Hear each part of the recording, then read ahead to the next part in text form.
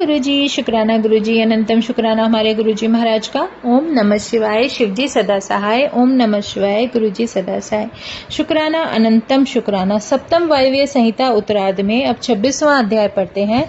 सांगोपांग शिव पूजन विधि। उपमन्यु बोलते हैं, हे श्री कृष्ण जी, शिव पूजन तो परम फलदायक है। बड़े बड़े पापी, ब्रह्म हत्यारे, मद्यप, चोर, गुरु पत्नी को कुदृष्टि से देखने वाले, व्यभिचारी पुरुष भी यदि मंत्रों के बिना ही पूजन करें तो उनके सभी पाप शीघ्र ही क्षीण हो जाते हैं। इसी कारण पतित पुरुषों को तो अवश्य ही शिव पूजन करना चाहिए। बंधन में पड़े मनुष्य बंधन मुक्त हो जाते हैं। शिव पंचाक्षर मंत्र ओम नमः शिवाय का ही निस्तारक है। जो भी 2, 3 या 1 बार भी पंचाक्षर मंत्र से निर्वाचन करता है वह तो साक्षात महादेव हो जाता है। यह मानव जन्म अत्यंत कठिनता से मिलता है। इसको पाकर जो शिव पूजन नहीं करता वह सफल नहीं होता है। अतएव शिव पूजन की भक्ति प्रत्येक मनुष्य के लिए आवश्यक है। इसके समान तो कोई धर्म है ही नहीं। पूजन करने के अनंतर पारिवारिक पुरुषों तथा अन्य जीवों को भी प्रसाद बांटना चाहिए। 27वां अध्याय हवन कृत्य वर्णन। उपमन्यु बोलते हैं, श्री कृष्ण जी, अब मैं आपको अग्नि कार्य सुनाता हूँ। अग्नि कृत्य तो कुंड, स्थंडिल, वेदी, लोह के पात्र अथवा मिट्टी के पात्र में करना चाहिए। उसमें विधि पूर्वक अग्नि स्थापन करे, फिर शिव पूजन करके हवन करना आरंभ करे। कुंड के चारों तरफ 3 मेखला होनी चाहिए। पीपल के पत्ते के समान या हाथी के होठ की भांति कुंड में योनि रचना करे। कुंड को मृत्तिका, गोबर आदि से लीपे। पात्र मांझ कर अग्नि से तपा लें। जिस वेदोक्त सूत्र के अनुसार हवन करना हो उसे कुंड में लिख दें। कुशा और पुष्पों से प्रोक्षित करें। अग्निदेव के साथ उसके साथ ही उसकी जो आसन है उसकी भावना करें। पूजनार्थ तथा हवन के निमित्त सभी साधन सामग्री तैयार करके रखें। मणि द्वारा उत्पन्न अथवा काष्ठ द्वारा पैदा की गई तथा किसी ब्राह्मण के घर से लाई गई अग्नि आधार के साथ ग्रहण करें। कुंड की 3 बार परिक्रमा करके अग्नि का बीज मंत्र बोलते हुए योनि मार्ग द्वारा कुंड में अग्नि की स्थापना करें। मंत्र ज्ञाता आचार्य अग्नायाधान पूर्वक आज्य संस्कार तक मूल मंत्र द्वारा कार्य करे। दणिकी और शिव पूजन तथा मंत्र न्यासादि करके घृत में धेनु मुद्रा दिखाए। सूत्रुवा आदि या तो तेजस पदार्थों के या कोष्ठ के होने चाहिए। अग्नि में तपाकर प्रोक्षण करें। संस्कार की सिद्धि के निमित्त 7 बीज मंत्रों द्वारा होम करें। इस प्रकार की क्रिया से शिव अग्नि संपन्न हो जाती है। फिर शिव आसन स्मरण कर उसी में अर्धनारीश्वर शिव का आह्वान करके पूजन करे। दीपक तक सिंचन करे। समिधाओं का होम करे। समिधाएं तो 12 अंगुल उतना ही ढाक की होनी चाहिए। दूर्वा दलों की भांति घृत की आहुतियां दे। धान की खोलें, जौ, सरसों, तिल इन्हें घृत में मिलाकर होम करे।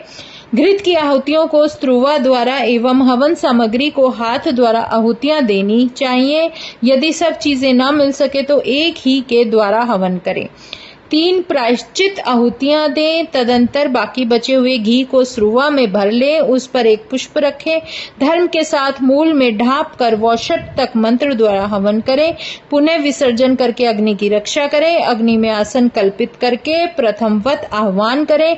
देव देवी का पूजन करके कार्य समाप्त करें। वह भस्म अपवित्र स्थान पर ना डालें। उसे लेकर मंत्र द्वारा धारण करें। देव विसर्जन कर लेने के पश्चात भस्म ग्रहण करें। यही भस्म चंड भस्म कहलाती है। अग्नि कृत्य समाप्त हो जाने के बाद शिव शास्त्रानुसार बलि कर्म करें। विद्यामान कन्यासन करके मंडल को लीप ले। विद्या को स्थापित करके उस पुष्पादिकों से क्रमशः पूजन करें। विद्या के सामने गुरु मंडल की रचना कर उस पर सुंदर आसन बिछा करके फल आदि से गुरु पूजन करें। उसके बाद पूजनियों का स्थान भी पूजन करना चाहिए। हविष्यान का भोजन भी देव निवेदित प्रसाद होता है। तत्पश्चात आचमन कर शिव ध्यान करें। अंतःकरण में मूल मंत्र का जप करना चाहिए। 28वां अध्याय है नित्य नैमित्तिक पूजन और विधान।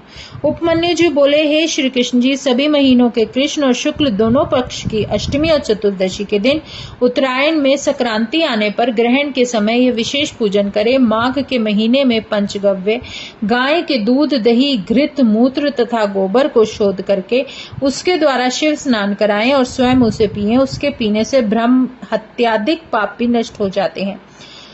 पौष के महीने में जब पुष्य नक्षत्र हो तब शिव की आरती करें। माघ महीने के मघा नक्षत्र में कंबल एवं घृत का दान करें। फाल्गुन के उत्तरा फाल्गुनी नक्षत्र के दिन विशेष उत्सव करें। चैत्र के चित्रा नक्षत्र में शिवजी का ढोला उत्सव करें। वैशाख मास के विशाखा नक्षत्र में फूल मंडली का उत्सव करें और जेठ के मूल नक्षत्र में शीतल जल का कुंभदान करें। आषाढ़ के उत्तराषाढ़ में पवित्र व्रत धारण करें। श्रवण मास के श्रवण नक्षत्र में प्राकृत प्रकार के सभी मंडल बनाकर पूजन करें। जब श्रवण या उत्तरा भाद्रपद नक्षत्र हो तो उसमें प्रोक्षण करें। पूर्व आषाढ़ नक्षत्र में जल क्रीड़ा होनी चाहिए। क्वार में खीर भोजन और शतभिषा नक्षत्र में अग्नि कर्म करे और कार्तिक के कृतिका नक्षत्र में सहस्त्र दीपक जलाकर दान करे। मार्गशीर्ष महीने के आर्धा नक्षत्र में व्रत स्नान करें। यदि दोनों काम न हो सके तो उत्सव अवश्य करें। विशेष रूप से पूजन भी करें। यदि शुभ कार्य के समय चित्त में खिन्न मन दुराचार में लगने लगे, कोई दुस्वप्न देखा जाए, दुष्ट पुरुष दिखाई दे या कोई उपद्रव हो, कोई समय शुभ ना हो, रोगी हो जाए तो इन बातों में जप, स्नान, पूजन, ध्यान, हवन, दान आदि कर्म पुरस्चरण प्रायश्चित में कर लेने चाहिए। तत्पश्चात शिराग्नि के समीप जाकर कार्य करे। जिस पुरुष का ये नित्य का धर्म हो वह एक ही जन्म में मोक्ष को प्राप्त कर लेता है। जय गुरु जी। अब है 29वां अध्याय काम्य कर्म कथन। श्री कृष्ण जी बोले, हे महर्षि, अब आप कृपा करके शिव धर्म के अधिकारी पुरुष का कर्तव्य कर्म का निरूपण कीजिए। उपमन्यु बोले, हे कृष्ण जी, ऐहिक एवं आयुष्मिक भेद में कर्म 2 प्रकार के होते हैं। आमुष्मिक कर्म 5 प्रकार के होते हैं, जैसे क्रियामक, तपो में, जप में, ध्यान में और सर्व में। क्रिया में कर्म वह है जिसमें हवन, दान, पूजन आदि किए जाएं। यह धर्म शक्तिमान पुरुषों में सफल होते हैं। इस शक्ति में भगवान शंकर की आज्ञा ही मुख्य है। इसी कारण शिव आज्ञापालक पुरुष का कर्तव्य है कि वह पुरुष काम में कर्म करे। यह काम में कर्म तो इस लोक और परलोक में फलदायक है। शिव और महेश्वर एक ही हैं। ज्ञान यज्ञ करता शिव भक्त हैं, कर्म यज्ञ करता भक्त महेश्वर हैं। तभी अभ्यंतर कर्म शैव तथा बाह्य कर्म महेश्वर हैं। गंध, रस, वर्ण आदि द्वारा भूमि परीक्षा करके मन चाहे विधान पूर्ति के लिए पृथ्वी के पृष्ठ भाग पर प्रथम पूर्व दिशा की उत्पत्ति करे। वहां पर 1 हाथ अथवा 2 हाथ का मंडल बनाए। फिर पहले की विधि से महेश्वर का पूजन करे और उसके बाद 3 तत्व से युक्त साक्षात विद्या मूर्ति सदाशिव की परम शक्ति द्वारा आह्वान करके 5 उपकरणों के साथ साथ पूजन करके इसके बाद 5 आवरणों का पूजन आरंभ करना चाहिए। अब है 30वां अध्याय शैवों के आवरण, पूजन विधान एवं फल। उपमन्यु जी बोले, हे श्री कृष्ण जी, सर्वप्रथम सदाशिव के दक्षिण की और बड़नायक बाएं की ओर कार्तिकेय स्वामी एवं चारों ओर ईशान से लेकर सद्योजात तक क्रमशः इनका पूजन करें। फिर द्वितीय आवरण में पूर्व दिशा के पत्र में अनंत बाईं ओर उसकी शक्ति, दाईं ओर शक्ति के साथ सूक्ष्म तत्व, पश्चिम की ओर शक्ति सहित शिव, उत्तर दिशा में 1 नेत्र, ईशान कोण में 1 दल में शक्ति सहित रुद्र इत्यादि की क्रमशः पूजा करे। तृतीय आवरण में क्रमशः 8 मूर्तियों का पूजन करे। क्रम के अनुसार महादेव आदि से आरंभ करके 8 प्रतिमाओं का पूजन करे। फिर देव देव, ईशान, भवोद्भव को अग्नि कोण तथा पूर्व के दोनों में मध्य में पूजन करे। इसी आवरण में वृषेंद्र का भी पूजन करना चाहिए। नदी का दक्षिण में, महाकाल का उत्तर में, शास्त्रों का अग्निकोण में, मातृकाओं का दक्षिण दिशा के दल में पूजन कर गणपति की नेतृत्व कोण में पूजा करे और स्वामी कार्तिकेय का पश्चिम दिशा में, ज्येष्ठा का वायव्य में, गौरी का उत्तर में, चंड का ईशान कोण में पूजन करे। फिर चौथे आवरण में प्रथम ध्यान करे। फिर भानु की पूर्व दल में, ब्रह्मा की दक्षिण में और रुद्र की पश्चिम में, विष्णु की उत्तर में। इस प्रकार इन चारों देवताओं की पूजा करे। द्वितीय आवरण में भी 4 मूर्तियों का पूजन आवश्यक है। इसके बाद आदित्य, भास्कर, भानु, रवि इनका भी पूर्व आदि के क्रम से चारों तरफ पूजन करें। चंद्र, भौम, बुध, गुरु, शुक्र, शनि, राहु, केतु इन 8 ग्रहों का तृतीय आवरण में पूजन करें। पुनः चौथे आवरण में ब्रह्मा की पूजा कर दक्षिण तथा पश्चिम में आवरण के साथ रुद्र का पूजन करें। फिर यथाक्रम में हर एक देव तथा आचार्य, गुरु आदि की पूजा कर 5वें आवरण में सब तरफ से देव योनियों की पूजा, देव गुरु आदि की पूजा करनी चाहिए। इस प्रकार देवी देवियों का आवरण पूर्वक पूजन कर विक्षेप शांतर्यर्थ फिर देवेश का पूजन करें। साथ ही पंचाक्षर मंत्र का भी उच्चारण करते रहना चाहिए और तत्पश्चात शंकर पार्वती के अर्थ अमृत के तुल्य अनेक शाक व्यंजन आदि के साथ शुद्ध चरु अर्पित करें। इस प्रकार पूजन करके स्तुति गायन करें। फिर 108 पंचाक्षरी विद्या का जप करें और क्रमशः गुरुदेव का पूजन कर श्रद्धा सहित सदस्यों का पूजन करें और सभी आवरणों के सहित देव विसर्जन करें। यज्ञात्मक सभी सामग्री में समान के मंडल में समान आचार्य को समर्पित करें। इस योगेश्वर को योग कहा जाता है। इसके समान और कोई देव योग है ही नहीं, इसे योगेश्वर योग कहा गया। इसके समान चिंतामणि के सदृश यह योग मन चाही वस्तु देने वाला है। जय गुरु जी। अब है 31वां अध्याय, पश्चावरण पूजन एवं शिव महास्तोत्र कथन। उपमन्यु बोले, श्री कृष्ण जी अब आपको यह पवित्र स्तोत्र सुनाते हैं जिसमें पंचावरण वर्णन है। सुनो हे जगत के नाथ, प्रकृति से सुंदर नित्य चेतन स्वरूप सदा आपकी जय जयकार हो।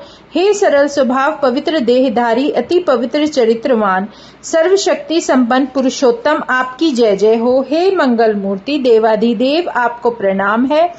हे प्रभु यह संपूर्ण विश्व आपके वश में है, आप कृपा करके भक्तों की कामनाएं पूर्ण करें। हे जगत मातेश्वरी आप हमारे मनोरथ पूर्ण करें।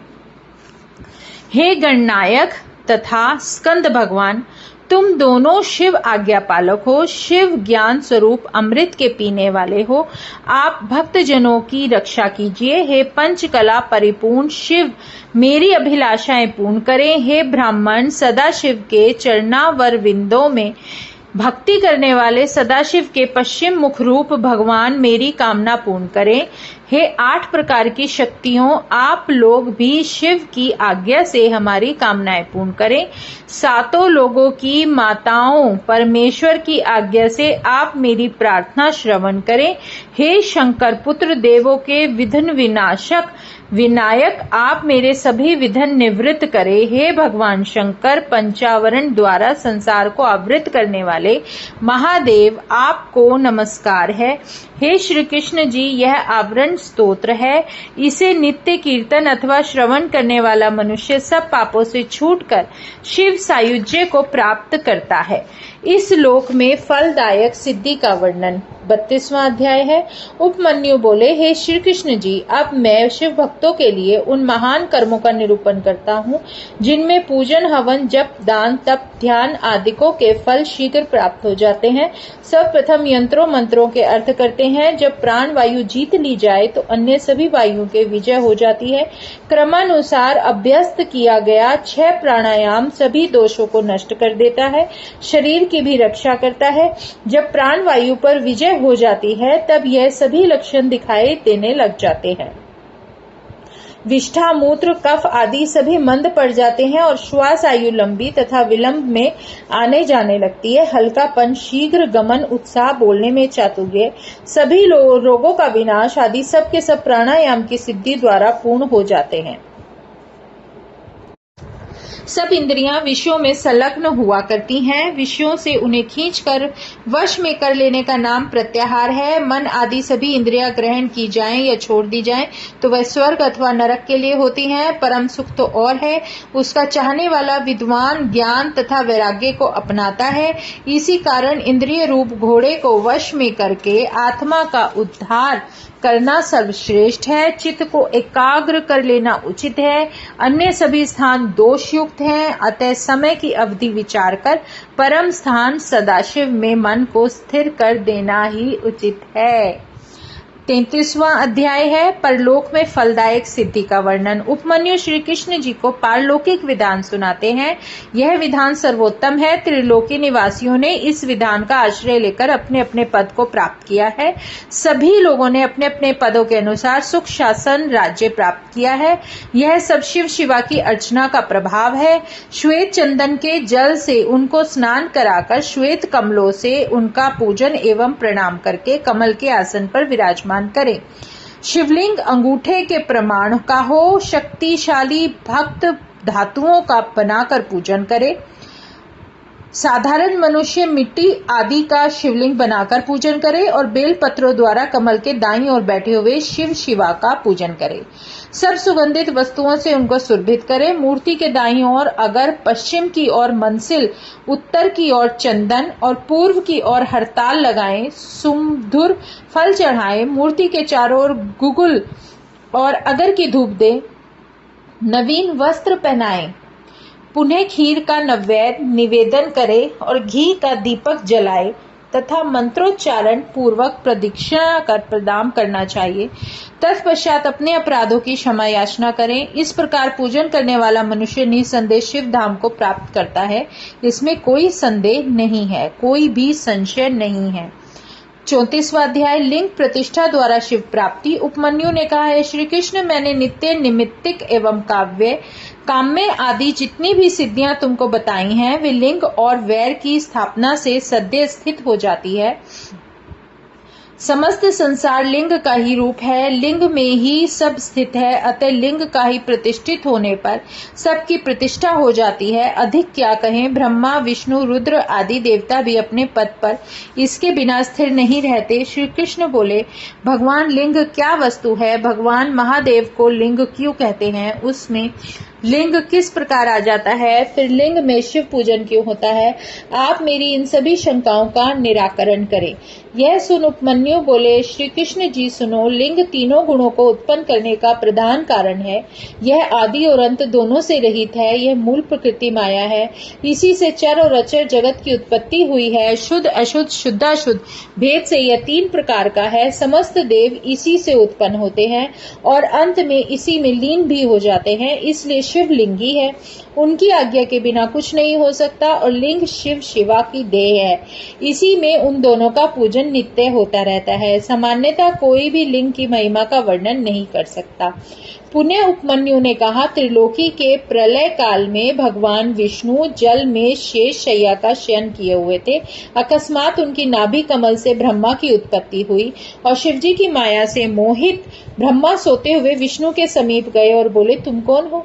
यह कहते हुए हाथ के प्रहार से उन्हें उठा दिया। विष्णु ने ब्रह्मा को देखा और शांत भाव में कहा, हे पुत्र, तुम कौन हो? कहाँ से आए हो? इतने दुखी क्यों हो? यह सुनते ही ब्रह्मा क्रोधित हो गए। बोले, अरे तुम मुझे पुत्र कैसे कहते हो, जबकि मैं संसार की सृष्टि रक्षा और संहार करता हूँ। मेरा जन्मदाता कोई नहीं है। इतने में विष्णु को भी क्रोध मिश्रित क्षोभ हुआ और बोले, हे ब्राह्मण, जगत का रचयिता केवल मैं हूँ। क्या तुम भूल गए? तुम तो मेरे नाभि कमल से पैदा हुए हो। आज्ञा पाकर ही तो तुम संसार की रचना करते हो। हे, मैं नारायण हूँ और मैं तुम्हारा पिता हूँ। तुम अपने पिता का अपमान करते हो। यह सुनकर ब्रह्मा जी अत्यधिक भड़क उठे। वाद विवाद करते हुए दोनों में द्वंद्व युद्ध छिड़ गया। दोनों तरफ से भयंकर प्रहार होने लगे।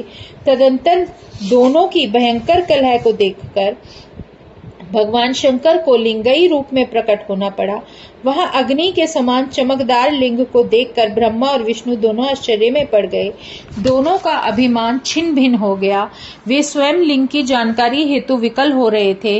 वे लिंग के आदि और अंत की खोज में चल पड़े। ब्रह्मा जी हंस का रूप धारण कर वायु के समान तेज वेग से ऊपर को गए। उधर विष्णु भी वाराह का रूप धारण कर नीचे की ओर गए। वे 1000 वर्ष तक घूमते रहे पर दोनों में से किसी को लिंग के आदि अंत का ठीक ठाक पता नहीं चला। वे दोनों परस्पर मिले तब उनको बड़ी लज्जा हुई, पर करें क्या, शिवजी की माया ने उन पर अपना जादू फैला रखा था।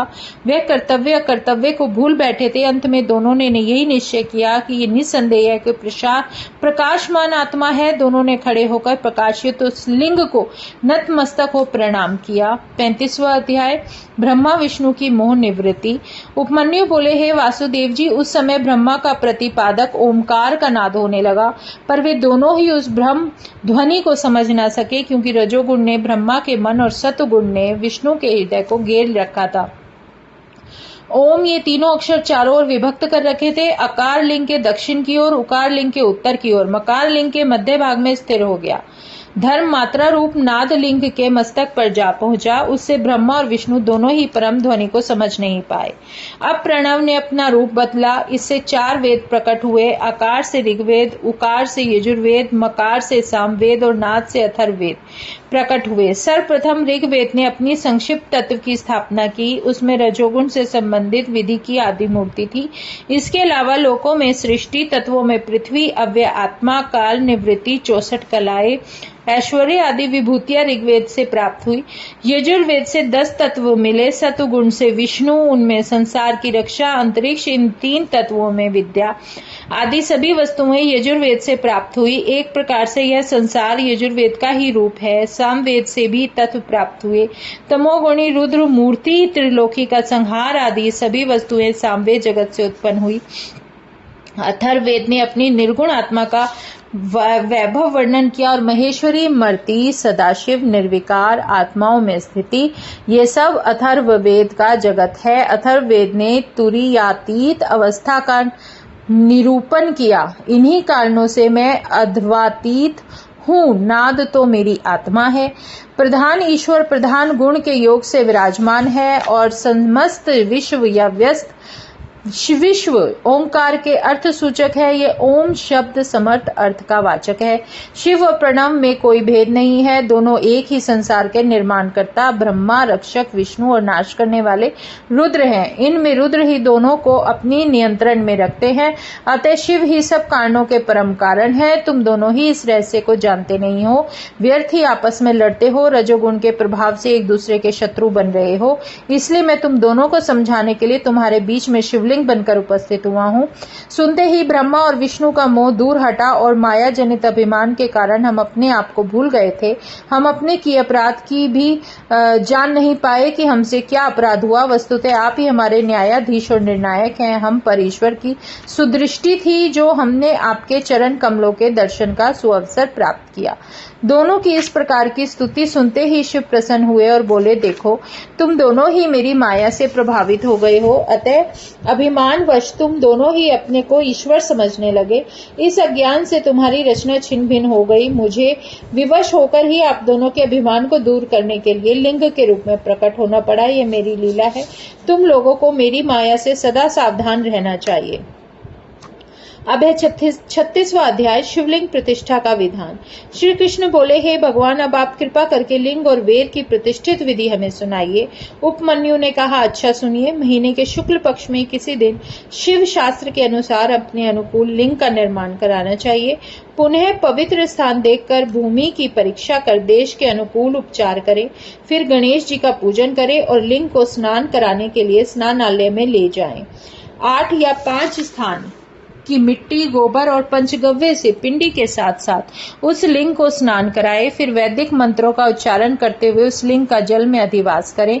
तत्पश्चात मूर्ति को सुंदर वस्त्र आभूषणों से सुसज्जित कर उनका सविधि पूजन करें तथा चौकी पर उनको लिटाए। पूर्व की ओर शिव मूर्ति का मस्तक और पश्चिम दिशा में पिंडी हो। इसके बाद पुनः उनको स्नान कराकर पूजन करें।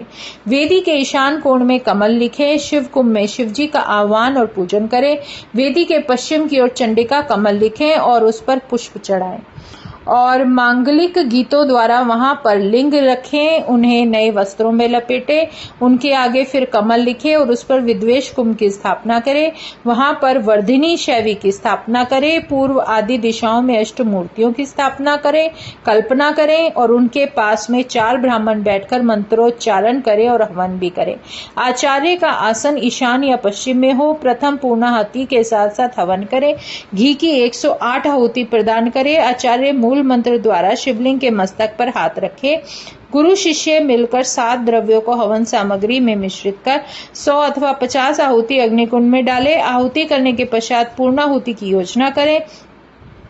फिर महापूजन आरंभ करे। 10 कलाओं का पूजन करे, 10 कलशों का पूजन करे और शिव कलश के जल में शिव मंत्र पढ़कर अंगूठे और अनामिका द्वारा मृत्तिका लेकर मंत्र का जप करे। आचार्य लिंग के मध्य में शिवा विद्या शक्ति का न्यास करे। शिव घट के जल में लिंग मूर्ति का अभिषेक करे। विद्वेष के घटों के जल से मूर्ति का पुनः अभिषेक करे। आसन की कल्पना करके पंचन्यास कला द्वारा दीप्त मूर्ति का स्मरण करे। तत्पश्चात हाथ जोड़कर शिव शिवा को स्तुति स्तोत्रों द्वारा बुलाएं। आह्वान के पश्चात उनका पूजन ध्यान करें। पंचोपचार गंध पुष्प धूप दीप तथा नैवेद्य से उनका पूजन करें। अन्य मूर्तियों का पूजन भी लिंग मूर्ति के समान ही करने का विधान है। पंचोपचार से बढ़कर अन्य कोई भी पूजन लिंग की प्रतिष्ठा का नहीं है। हे वासुदेव, जलाधिवासन की शैया पर प्रतिमाओं के नीचे की ओर मुख करके शयन कराए। साथ ही साधक अपने अंतःकरण में उस मूर्ति को स्थापित करे। शक्तिशाली मनुष्य नवीन मंदिर बनवाकर उसमें शिव परिवार की स्थापना करे। अन्य देवों की स्थापना का विधान भी इस भांति है। हे श्री कृष्ण, वेर नामक का लिंग लघुकाय होता है, उसका पूजन विधान भी वैसा ही है जैसा कि नर्मदेश्वर आदि का होता है। सब कार्यों के संपन्न होने के पश्चात आचार्य ब्राह्मण एवं जापकों को यथाशक्ति दक्षिणा देनी चाहिए। 37वां अध्याय है योग मार्ग का वर्णन। श्री कृष्ण जी ने उपमन्यु से पूछा, हे भगवान, हे मुनिवर, अब आप कृपा कर योग विधि का वर्णन बताओ।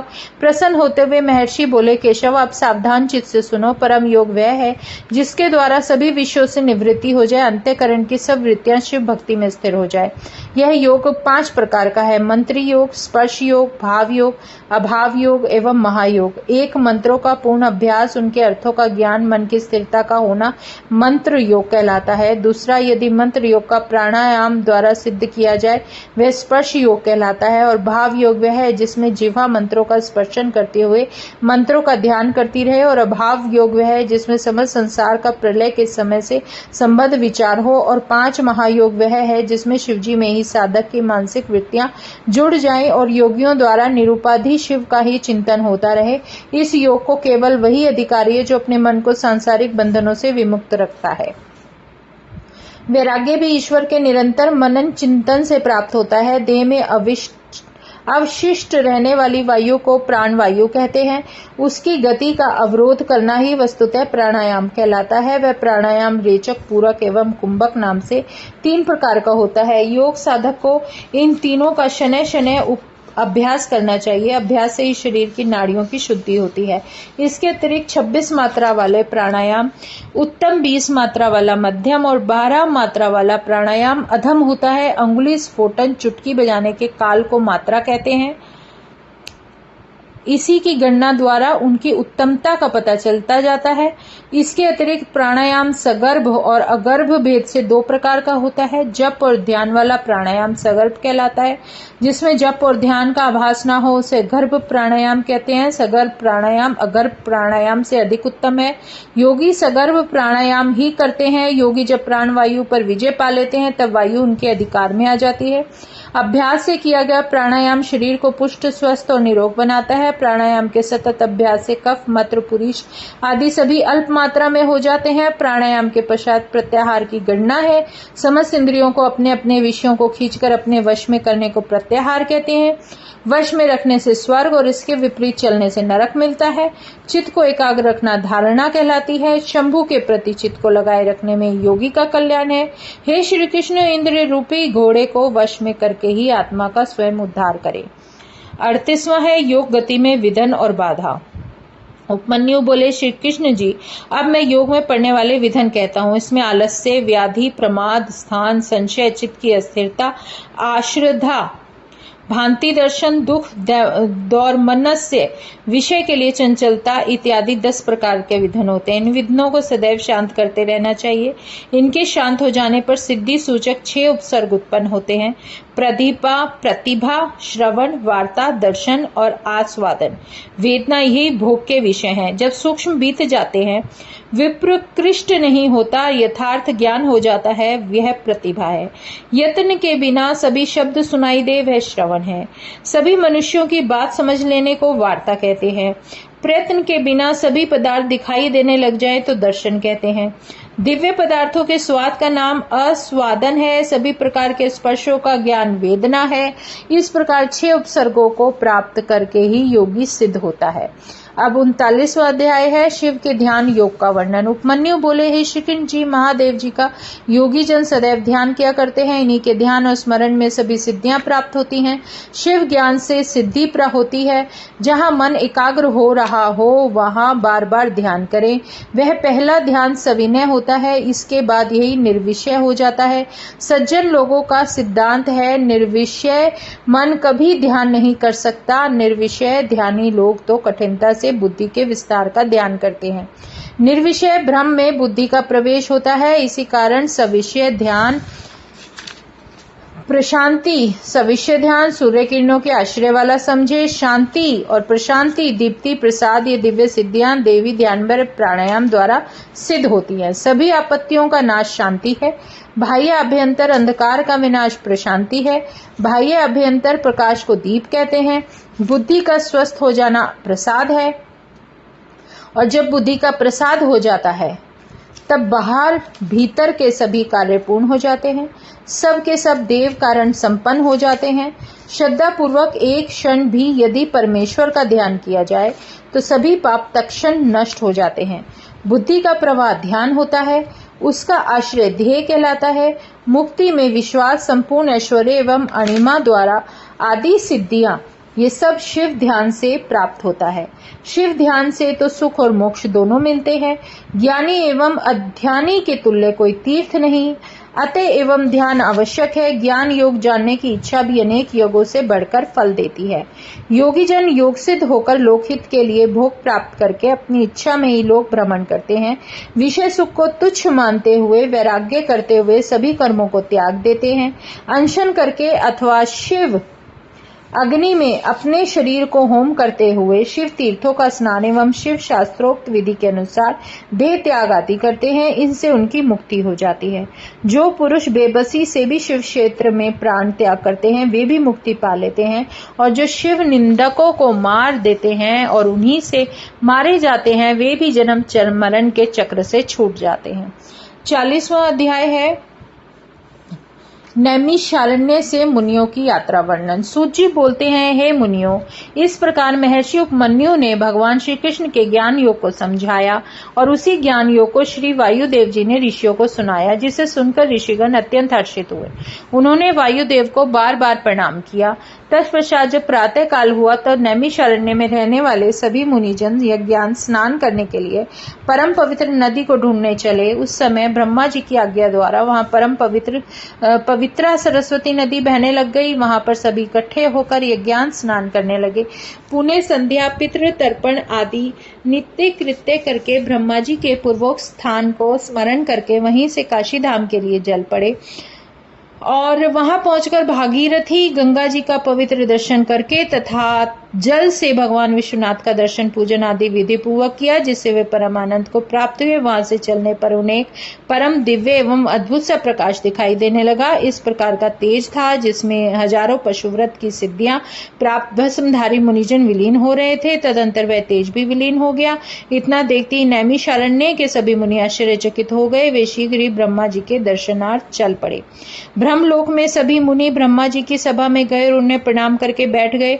और ब्रह्मा जी ने, मुनियों बताओ, आनंद मंगल तो है ना? मैंने तो आप लोगों का वृत्तांत वायुदेव द्वारा सुन लिया है। यह सुनकर मुनि बोले, हे ब्रह्मा जी, जब वायुदेव वहां से पधार गए तब हमने सबने यज्ञ समाप्त करके यज्ञांत स्नान करने के बाद गंगा जी होते हुए काशी में पहुंचे। वहां गंगा स्नान, विश्वनाथ दर्शन एवं पूजन करके जब वहां से हम चलने लगे तो एक दिव्य तेज के दर्शन हुए। उस तेज में सैकड़ों तपस्वी विलीन होते हुए दिखाई पड़े। वह तेज स्वयं विलीन भी हो गया। इसमें इसका महान आश्चर्य हुआ। इसी कारण हम लोग आपके चरणों में उपस्थित हो गए। यह सुनकर ब्रह्मा जी बोले, हे ऋषिगण, इस प्रकार के दर्शन से आप लोगों को शीघ्रातिशीघ्र दिव्य लोक की प्राप्ति होने वाली है, क्योंकि बहुत काल तक यज्ञ द्वारा भगवान शंकर जी आप लोगों लोगों ने संतुष्ट किया है। उस तेज से प्रवेश करने वाले पाशुपत व्रतधारी मुनि लोग थे। उसी तेज से संकेत द्वारा आपको ज्ञान दिया कि तुम भी अब पाशुपत व्रत धारण करो, तुम्हें मोक्ष की प्राप्ति होगी। अब तुम लोग शीघ्र अतिशीघ्र सुमेरु पर्वत पर चले जाओ। वहां मेरे ज्येष्ठ पुत्र सनत कुमार जी के आने की राह देख रहे हैं, क्योंकि यहाँ सनत कुमार सर्वप्रथम अपने आप को योगी राज मानने लग गए थे।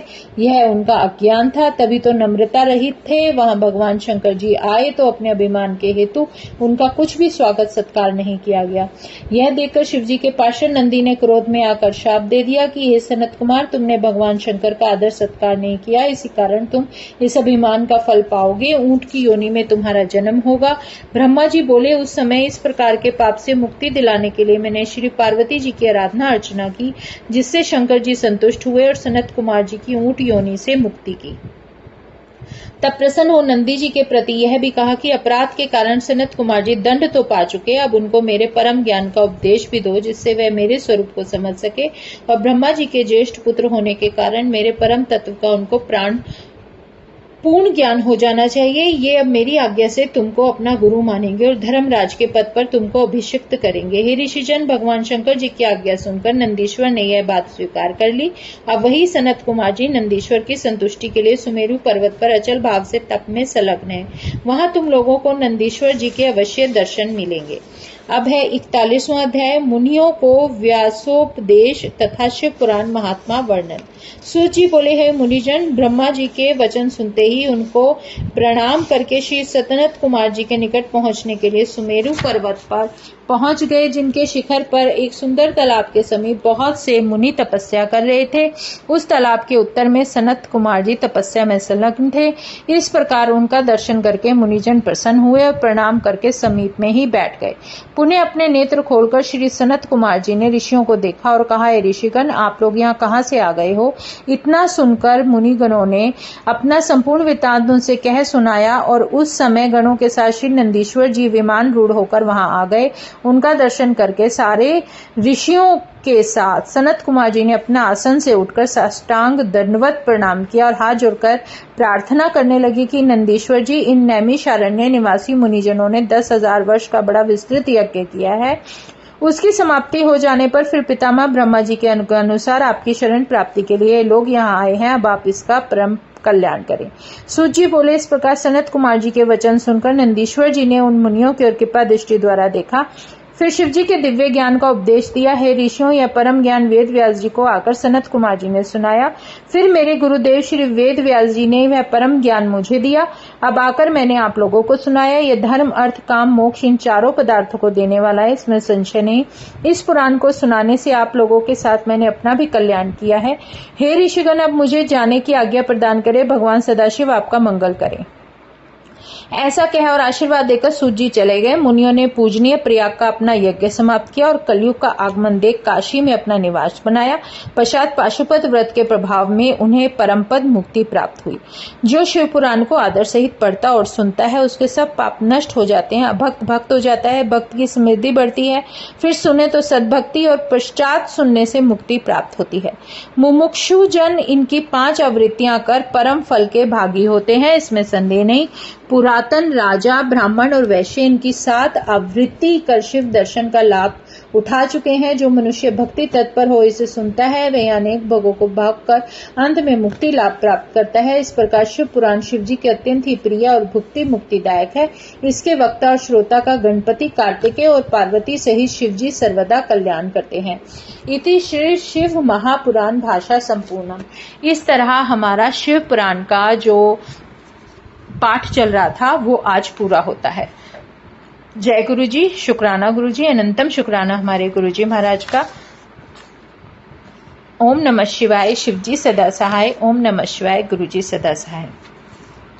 इसके साथ ही इसमें आरती श्री गणेश जी की दी हुई है। जय गणेश, जय गणेश, जय गणेश देवा, माता जाकी पार्वती, पिता महादेवा। एक दंत दयावंत, 4 भुजाधारी, मस्तक सिंदूर सोहे मूसे की सवारी। अंधन को आंख देत, कोढ़िन को काया, बांझन को पुत्र देत, निर्धन को माया। पान चढ़े फूल चढ़े और चढ़े मेवा, लड्डुअन का भोग लगे संत करे सेवा। दीनन की लाज रखो शंभु सुतवारी, कामना को पूरा करो जग बलिहारी। जय गणेश जय गणेश जय गणेश देवा। ये गणेश भगवान की स्तुति थी आरंभ में भी और इस पुराण के पूरे होने में भी। तो शुक्राना मेरे गुरुजी महाराज का, अनंतम शुक्राना जो हमारी शिव पुराण आज पूरी हो चुकी है। जय गुरुजी, शुक्राना गुरुजी, अनंतम शुक्राना गुरुजी महाराज का। ओम नमः शिवाय, शिवजी सदा सहाय। ओम नमः शिवाय, गुरुजी सदा सहाय। शुक्राना, अनंतम शुक्राना। शिव पुराण जिन्होंने सुनी उनका भी भला, और जो हमें मौका मिला पढ़ने का और सुनाने का, हमारे भी शायद कुछ कर्म मुक गए हो। गुरुजी महाराज की कृपा है। शुक्राना हमारे गुरुजी महाराज का, अनंतम शुक्राना। जय गुरुजी जय गुरुजी जय गुरुजी। शुक्राना मेरे गुरुजी महाराज। ऐसे ही कोई ना कोई ऐसा मौका मिलता रहे, बस अपनी शरण में जो लिया है, बस ऐसे ही हमें आशीर्वाद और अपनी दात की मेहर बरसाते रहो। जय गुरुजी, शुक्राना गुरुजी, अनंतम शुक्राना गुरुजी महाराज का। जितना सिमरन करें, जितनी अपने भगवान की वडियाई और गुणगान करें, उतना ही कम है। शुक्राना गुरुजी महाराज, अनंतम शुक्राना। जय गुरुजी जय गुरुजी जय गुरुजी।